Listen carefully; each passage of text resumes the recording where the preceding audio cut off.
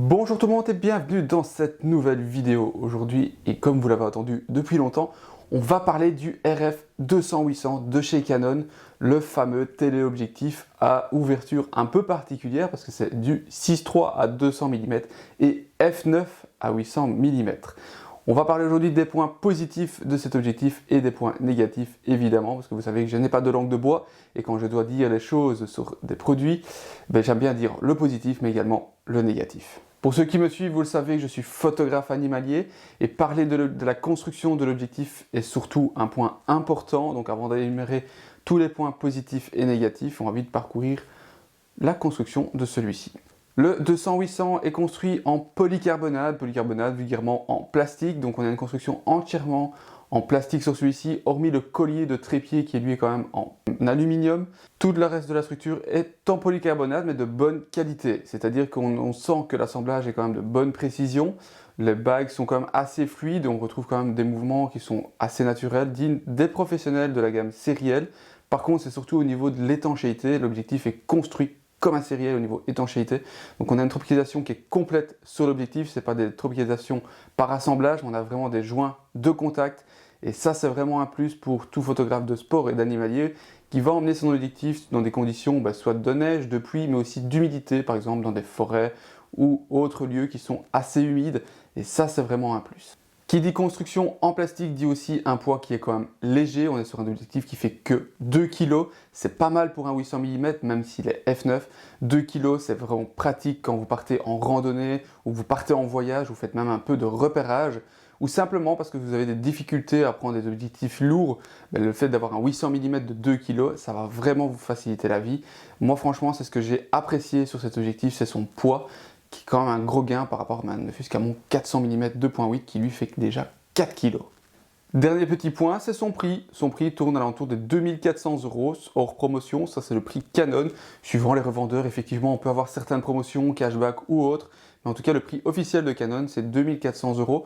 Je trouve que c'est un prix qui reste encore correct par rapport à ce qu'il offre au niveau de sa focale, parce que c'est un peu le seul sur le marché à proposer du 800 mm en interne directement. La plupart tournent entre 200 600 mm, 150 600 mm, ou même son concurrent qui est pas vraiment un concurrent parce qu'on est quand même sur la gamme sérielle de l'objectif, c'est le 100-500 qui lui est à 3000-3500 €. Donc on a quand même une grosse augmentation du prix, même si c'est vraiment justifié au point de vue optique, vous allez vite le comprendre dans cette vidéo. Parlons des points positifs avant tout de cet objectif, c'est surtout la stabilisation qui est vraiment exceptionnelle. On a une bonne stabilisation globale sur celui-ci. Il ne faut pas oublier que ce n'est pas un objectif qui est un sériel, même s'il est déguisé par rapport à sa peinture et peut-être un peu au niveau de certains éléments de la construction. On n'est pas du tout sur un sériel de la part de Canon, donc il y a certains compromis qui ont été faits au point de vue de certains matériaux internes, notamment au niveau des lentilles, des moteurs de focus. Mais par contre, au niveau de la stabilisation, il n'y a pas eu vraiment de compromis. La stabilisation est très propre et efficace, qu'on soit à 600 ou à 800 mm. On a quelque chose qui est quand même assez stable. J'ai pu faire des plans photographiques et aussi vidéo à main levée. Combiné au capteur, par exemple sur le R5 avec lequel je l'ai testé, on n'avait vraiment aucun mouvement perceptible. On pouvait faire des photos à 1/10 de seconde sans souci à main levée. C'est quelque chose qui était quand même très bon de la part de Canon de mettre un stabilisateur de très bonne qualité. Franchement, c'est quelque chose que j'ai quand même apprécié d'avoir un 800 mm sans avoir trop de tremblements au point de vue de l'optique. C'est quand même important quand vous faites de la photographie à main levée parce que c'est un peu le but avec ce type d'objectif, c'est pas de spécialement travailler au trépied, mais c'est souvent de l'avoir à main levée pour faire des suivis de sujets en vol ou même des animaux qui sont relativement faciles à approcher ou même si vous êtes couché au sol, de ne pas avoir un objectif trop lourd. Le fait de combiner la stabilisation avec la stabilisation du capteur du boîtier, ça permet franchement de descendre fortement dans les vitesses tout en conservant une bonne qualité d'image. Un point positif qui, vous verrez, sera aussi parfois un point négatif, c'est le piqué. Le piqué, pour moi, est quand même bon et homogène sur l'ensemble de la plage focale, que l'on soit de 200 à 800 mm. Dès la pleine ouverture, on a quand même un piqué qui est homogène. On a quelque chose qui n'est pas trop dégradé une fois qu'on passe les 600 ou 800 mm. Il reste très correct et franchement, ça reste extrêmement exploitable. Maintenant, la chose qu'il faudra voir dans les points négatifs par rapport à ça, c'est surtout par rapport au boîtier, aux conditions de lumière. Vous allez voir, il y a aussi aux ISO qui vont impacter énormément la qualité de l'image. Mais de manière globale, le piqué est très très bon dès 600, 800 mm. Parce que bon, voilà, moi j'ai travaillé principalement sur une plage focale de 400 à 800 mm. Et pour moi, le piqué était globalement très très bon. Faut pas oublier non plus, c'est qu'on n'est pas sur un objectif qui est destiné aux gammes professionnelles, donc c'est logique qu'on n'ait pas le rendu optique d'un 100-500 ou même d'un 400 2.8, on n'est pas du tout dans cette catégorie d'objectifs, mais globalement pour ça, ce type d'appareil, on a quand même un bon rendu final. On passe là maintenant un peu sur l'ordinateur pour moi vous montrer exactement ce qu'on peut avoir comme image avec lui. Voilà, ici on est sur une photo du Fulk qui avait été prise à 800 mm. Comme vous pouvez le voir, on a quand même pas mal de détails sur l'image, on a quand même une bonne gestion du piqué global, une fois qu'on a une lumière qui reste assez douce et pas trop dure, malgré des ISO qui étaient de 1600 ISO. Ici, on a une autre image du tourne-pierre à 570 mm f8 à 640 ISO, 1/640e de seconde. Là, on voit clairement que par exemple dans les zones blanches, on a vraiment une perte de détail dans les zones fortement éclairées. Globalement, le piqué reste correct, mais on a quand même un peu de perte de détail dans les zones blanches. Ici, une photo du Becasso aussi. La photo, on monte un peu plus haut dans les ISO et on va voir tout de suite qu'on a quand même du détail présent dans le plumage. Une fois qu'on zoome, ça reste très correct. Par contre, au niveau des blancs, comme vous avez pu le voir, j'ai dû descendre les hautes lumières au maximum. Et malgré ça, on ne récupère pas à 100% le détail dans le plumage clair. Mais on garde un bon détail, un bon piqué homogène.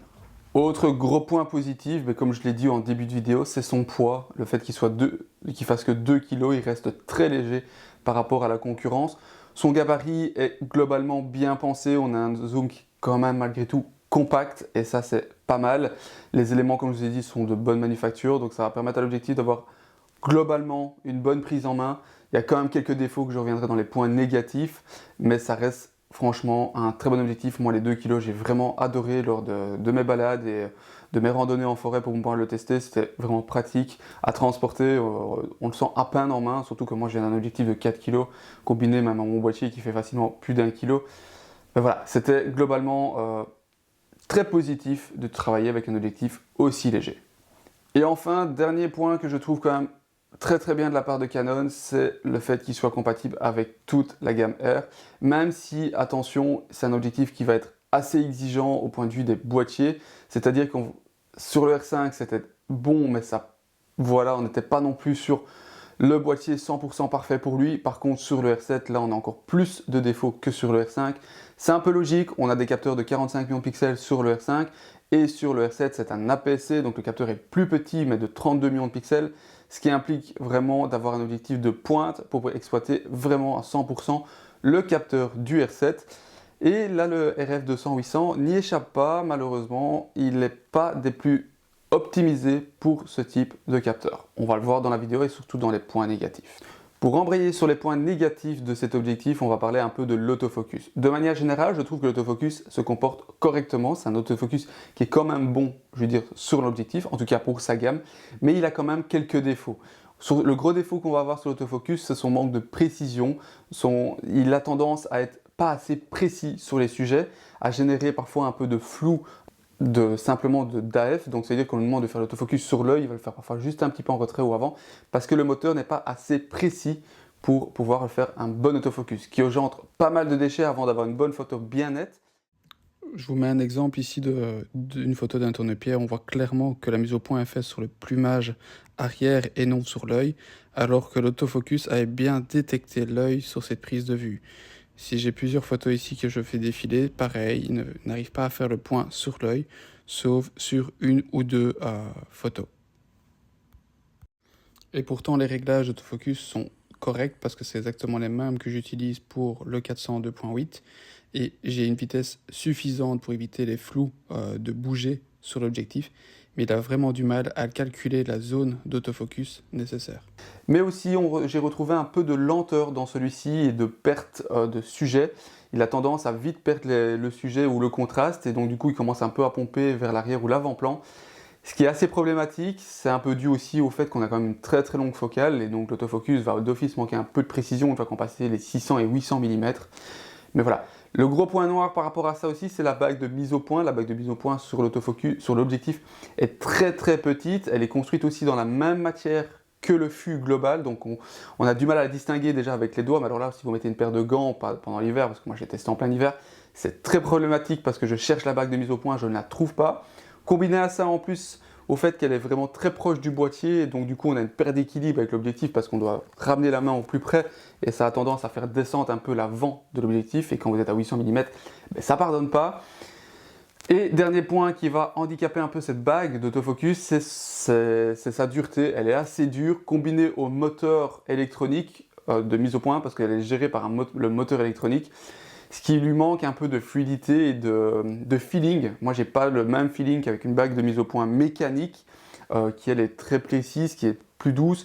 C'est un gros point négatif, c'est vraiment le gros point noir que j'ai trouvé sur le RF 200-800. C'est cette bague de mise au point. Pour moi, c'est le gros point noir combiné un peu au manque de précision de l'autofocus qui m'a engendré pas mal de déchets et de pertes de photos, ou simplement un autofocus qui n'était pas bon et que j'avais pas à corriger. Et ça, franchement, c'est un peu dommage sur celui-ci. Ce qui est logique aussi avec l'autofocus, c'est le fait qu'on a une ouverture jusqu'à f9, et une fois qu'on passe les 600 mm, on est vite entre f8 et f9. Et d'office, ça va engendrer un manque de précision au niveau justement de l'autofocus, à cause que le capteur n'a pas assez de lumière générale, doit pousser ses limites un peu plus, donc on doit forcer les ISO pour pouvoir avoir un peu plus de lumière.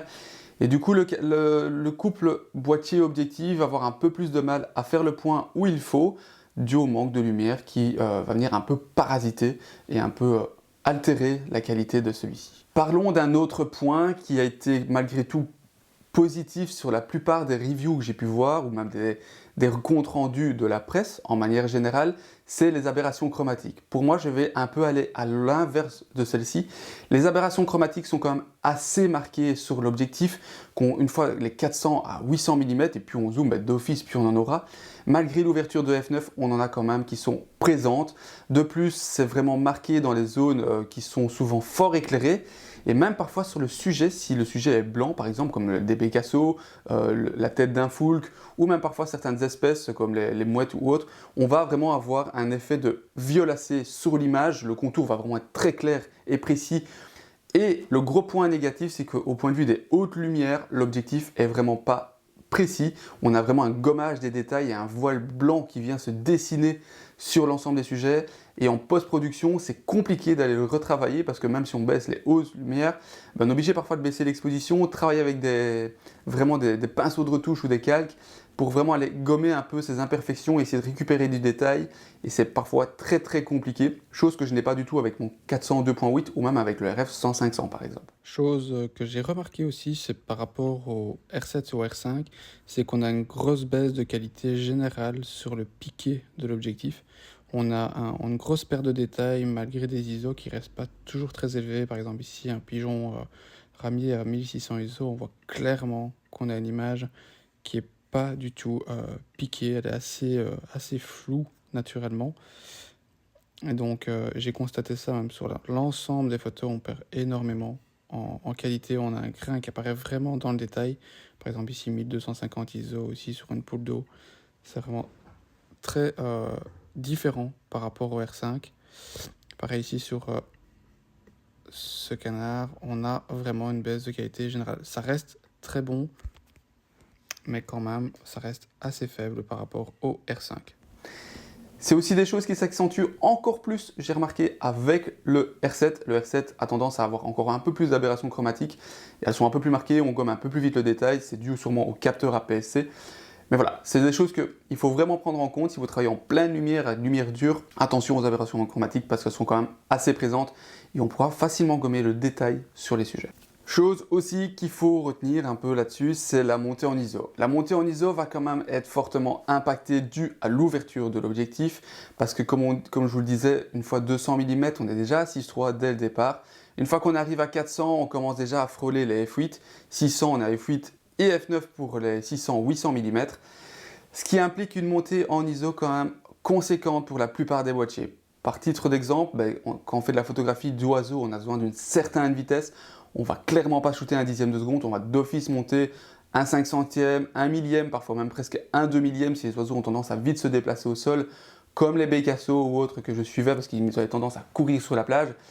Et en pleine journée, j'étais à un 1250e, 1 2 millième de seconde et d'office les ISO passer les 1000, 2000, 3000 ISO, ce qui va jouer énormément sur la qualité d'image. Pourquoi? Parce que si vous comparez mon 402.8, même si je monte jusqu'à 3200, 4000, 6400 ISO, on garde une image qui est quand même sharp, comme j'appelle ça. Donc on garde quand même un certain piqué dans l'image, ce qui est quand même malgré tout intéressant parce que même si on a du bruit numérique, on garde du détail dans l'image. Et du coup, une fois qu'on va gommer ce bruit numérique via un post-traitement, on ne va pas venir trop lisser le détail.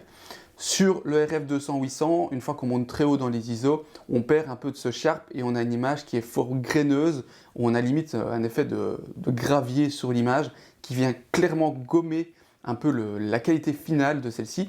Et une fois qu'on monte très haut dans les ISO, on détruit énormément la qualité d'image. J'ai fait du chevreuil en heure bleue, j'étais à 8000 ISO, 1 dixième de seconde, j'étais stable, ça ne bougeait pas. J'ai clairement gommé le détail. Et en post-production, une fois qu'on vient un peu lisser, on a un effet vraiment d'aquarelle et d'artefact hyper important. C'est assez problématique, je trouve, parce que du coup, on n'a pas un objectif qui est hyper sharp pour pouvoir compenser justement cette montée en ISO et venir quand même garder du détail sur le rendu. J'ai pu confronter un peu au RF100-500 et on voit clairement avec la différence que le RF100-500, malgré aussi son ouverture de 6.1 et même avec un TC 1.4, sort des images qui sont plus détaillées et plus propres avec les mêmes qualités ISO que le RF200-800.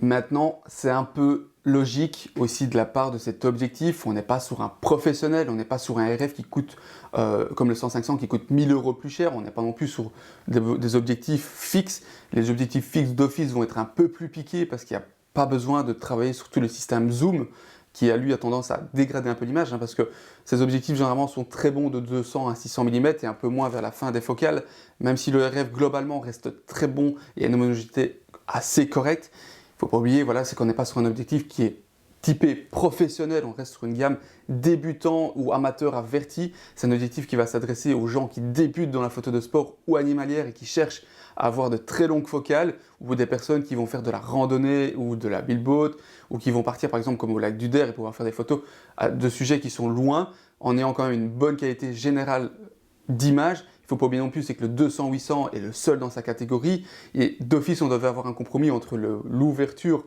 et la longueur focale, sans avoir un poids extrêmement important, et aussi niveau rapport qualité-prix. Si Canon était parti sur un 200-800 avec une ouverture, imaginons de 6.3 à 800 mm, on serait retrouvé avec une entrée beaucoup plus grande et d'office un coût matériel plus important aussi. Donc il est clair que l'ouverture avec la focale va d'office être un petit frein à point de vue aux ISO. Et en plus de ça, si vous avez des appareils photo avec des capteurs très exigeants comme le R5, ça a été vraiment intéressant de le tester sur ce type d'appareil parce que ça permet de vraiment voir les limites de l'objectif, parce qu'une fois qu'on le monte sur un R6 ou peut-être un R3, on va tendance à avoir un peu moins ces limites parce que les capteurs ayant une résolution plus faible pour une même taille, les photosites étant un peu plus grands, vont gommer et vont corriger un peu ce manque justement de qualité optique. Et franchement, ça a été une bonne part de Canon de tester ce 200-800 sur le R5. Dernière chose aussi importante avec cet objectif, c'est la distance minimum de mise au point. C'est qu'elle est glissante comme l'ouverture, c'est-à-dire que quand vous êtes à 200 mm, elle se fera à 80 cm du sujet, 80 cm du sujet, donc c'est à 200 mm.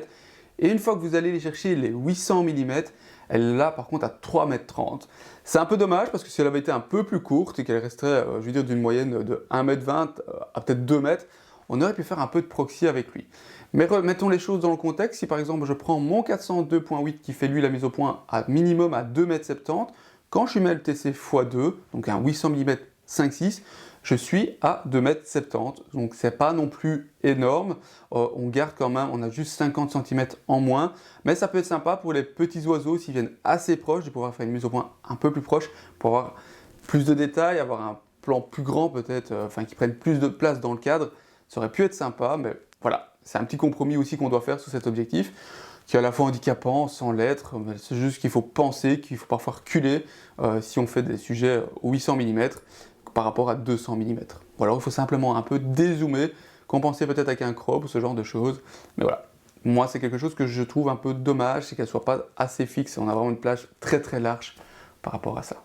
Voilà, on arrive tout doucement un petit peu à la conclusion de cette vidéo, en parlant de à qui il va s'adresser surtout, mais aussi ce que moi j'en ai pensé globalement. Comme vous avez pu le voir durant les reviews sur Lightroom, c'est un objectif qui est globalement bon, il n'est pas mauvais du tout. Une fois qu'on a conscience un peu de où il se situe, c'est plus facile de déterminer son besoin.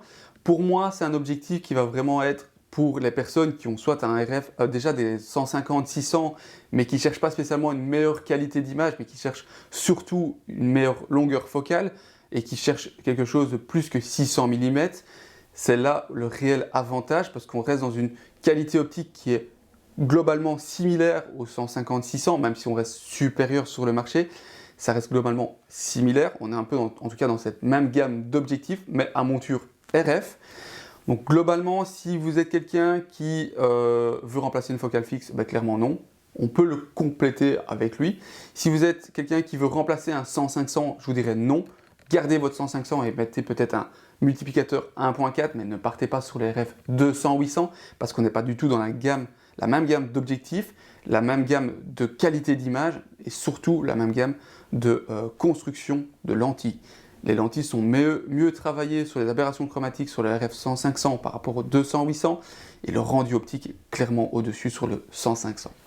C'est sur ça que cette vidéo va se terminer. En tout cas, c'est un objectif qui est très bon, mais qui a à la fois un avis mitigé. Mais une fois qu'on connaît l'objectif, moi j'ai pu le tester pendant 1 mois et demi, et globalement, j'étais quand même satisfait. J'ai quand même hésité à dire, est-ce qu'il rejoindrait mon sac ou pas? J'ai préféré prendre la décision de non et partir peut-être sur le 100-500 qui restera dans la qualité optique de mon 402.8. Donc c'est juste pour ça que j'ai dit non, parce que je suis habitué et j'ai une certaine exigence au terme de rendu. Mais le 200-800 reste globalement très bon pour la plupart des utilisateurs. C'est pas un objectif qu'il faut complètement démonter, c'était pas le but de cette vidéo de démonter l'objectif, parce qu'il est extrêmement bon pour sa catégorie et pour son rapport qualité-prix. Voilà, c'est sur ça que cette vidéo se termine, j'espère qu'elle vous aura plu. Moi je vous dis à très bientôt, allez, ciao!